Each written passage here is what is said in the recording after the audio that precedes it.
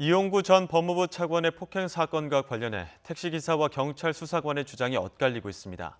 택시기사는 수사관은 택시기사가 못 본 걸로 해달라고 주장했다는 건데요. 진상은 다음 주에 발표될 것으로 보입니다. 신준명 기자입니다.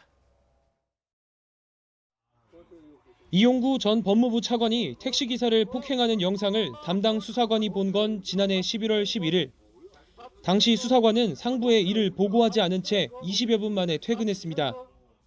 이틀 전 내사종결 보고서도 작성을 마친 터라 영상의 존재는 기록에 남지 않았습니다. 봐주기 수사 의혹이 불거지자 수사관은 택시기사가 먼저 못 본 거로 하자고 했다고 말한 것으로 전해졌습니다. 하지만 택시기사는 이를 전면 반박했습니다. 수사관이 못 본 거로 하겠다고 했다는 겁니다.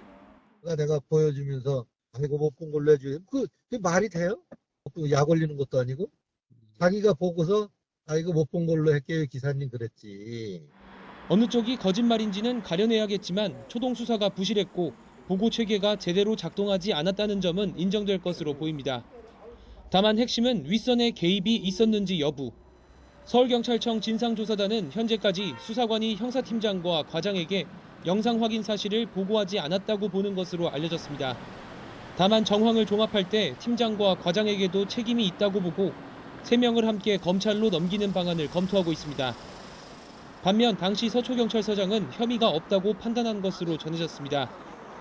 별도 사건 관련 보고를 받고 묵살했거나 통화 기록 같은 데이터를 삭제한 정황은 드러나지 않았다고 판단한 겁니다.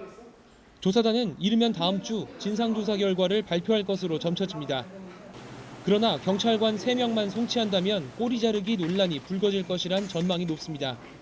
이런 가운데 택시기사가 운전석에서 멱살을 잡힌 뒤 택시가 10m가량 후진한 정황을 파악한 검찰은 이전 차관에 대해 특정범죄 가중처벌법상 운전자 폭행 혐의를 적용해 기소할 예정입니다.